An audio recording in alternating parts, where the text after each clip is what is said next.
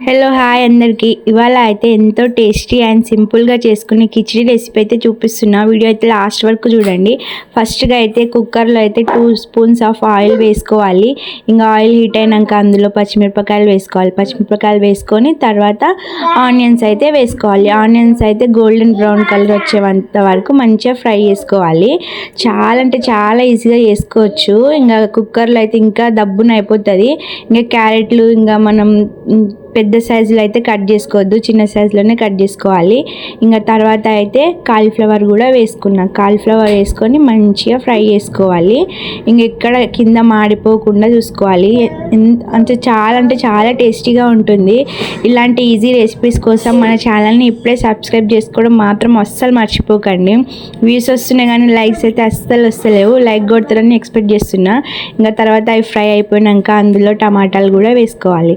టమాటాలు మంచిగా వేసుకొని అంటే ఎక్కువ కూడా కలపొద్దు, మొత్తం మంచిగా కలుపుకోవాలి. కింద ఎక్కడ మాడిపోకుండా చూసుకోవాలి. ఇది చాలా అంటే చాలా హెల్దీగా ఉంటుంది. పిల్లలు కూడా చాలా ఇష్టంగా తింటారు.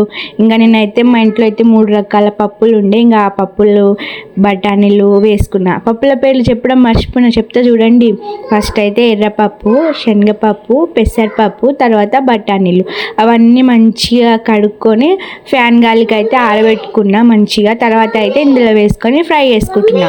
ఇట్లా ఫ్రై చేసుకోవడం అయిపోయినాక ఇంకా తర్వాత బియ్యంని అయితే నేనైతే 2 గ్లాసుల బియ్యం అయితే తీసుకున్నా. ఇంకా బియ్యంని మంచిగా వాష్ చేసుకొని నీళ్ళు లేకుండా మంచిగా అందులో బియ్యం అయితే వేసుకొని ఒక 2-3 టైమ్స్ అయితే కలుపుకోవాలి. ఎక్కువ కూడా ఇట్లా మాడిపోకుండా చూసుకోవాలి. ఇక్కడ మాడిపోతున్న టేస్ట్ అనేది చేంజ్ అయిపోతుంది. మంచిగా ఇట్లా కలుపుకుంటూనే ఉండాలి. చూడండి ఎంత కలర్ఫుల్గా ఉందో. అసలు ఎంత ఈజీగా చేసుకోవచ్చో, అసలు కిచిడి అంటే ఎంత సింపుల్గా చేసుకోవచ్చో చూడండి. ఇంకా తర్వాత 2 టేబుల్ స్పూన్ కారం, కొంచెం పసుపు, కొంచెం ఉప్పు, కొంచెం ధనియాల పొడి ఇవి వేసుకొని మంచిగా ఫ్రై చేసుకోవాలి. ఫ్రై అంటే మరీ ఎక్కువగా కూడా ఫ్రై చేసుకోవాలి, కలుపుకోవాలి. జస్ట్ అవన్నీ కలిసే లెక్క ఇంకా కలుపుకొని ఇంకా తర్వాత అయితే మనమైతే ఇంకా 2 గ్లాసులు వాటర్ పోసుకున్నాం కాబట్టి ఇంకా 2కి డబుల్ 4. ఇంకా మనకు మెత్తగా కావాలంటే ఇంకా 5 ఒకటి ఎక్స్ట్రా అట్లా అనేది వాటర్ అనేది కొలుచుకొని మంచిగా వేసుకోవాలి. ఇట్లా మనకి అన్నం అనేది పొడిగా ఉండాలంటే వాటర్ అనేవి దానికి డబల్ వేసుకుంటే సరిపోతుంది. కొంచెం మెత్తగా కావాలంటే కొంచెం ఎక్కువ వాటర్ వేసుకోవాలి. అందుకే నేను అనేది కొంచెం ఎక్కువనే వాటర్ వేసుకుంటున్నా. ఇట్లా మెత్తగా ఉంటేనే పిల్లలు కూడా మంచిగా తింటారని నేను వాటర్ అనేది కొంచెం ఎక్కువనే వేసుకున్నా. ఇంకా మెత్తగా అయితేనే పిల్లలు కూడా బాగా తింటారు కదా, మా బాబు కూడా తింటాడని ఇంకా మెత్తగా ఉంటే నాకు కూడా మంచిగా తినాలనిపిస్తుంది.